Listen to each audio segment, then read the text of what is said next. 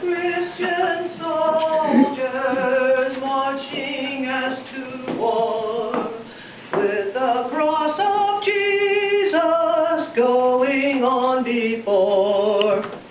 Oh, well, hello. I didn't know there was anybody else here. You're a little early for the temperance meeting, aren't you? My, what funny clothes you're all wearing. It's 1919, you know. The Great War has just ended. Rotary telephones have just been invented. Gasoline is 25 cents a gallon. I know. And women are not allowed to vote, but suffragettes are out there every day fighting for that right.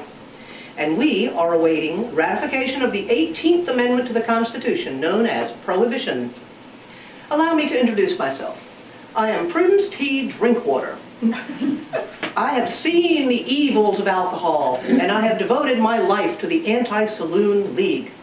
Our goal is to make the manufacture and sale of alcohol illegal in the United States, and we are on the cusp of success. Before long, it will be impossible for anyone to buy or consume liquor. And not a moment too soon, if you ask me. Lips that touch liquor will never touch mine. It's 1919. Jazz clubs are popping up all over the place.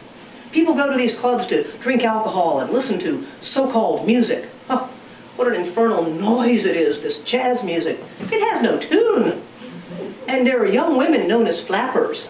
They wear short skirts and they bob their hair, these flappers. They drink alcohol, they smoke cigarettes. Can you imagine? Oh, and the language they employ. Oh, they use words only men use and not in polite company either. And it seems like everybody these days has an automobile. Bedrooms on wheels, if you ask me. But that's not what I'm here to talk about tonight. In the grand scheme of things, jazz doesn't matter, and flappers don't matter. So why am I so opposed to the consumption of alcohol? Is it because I don't want you to have a good time on Saturday night? No, that's not it. Well, to understand the temperance movement, you have to understand the times. As I said before, women cannot vote and have little power. We don't have the employment opportunities that you'll have in the future. Women and children are entirely dependent on husbands and fathers to survive. So now what if the man of the family is a drunk? What if he spends his hard-earned wages on the saloons? Well, his family suffers, that's what. You know, and the result is poverty and starvation. There are women and children in this country destitute, whose lives have been ruined by drink. And that is what I'm here to fight against.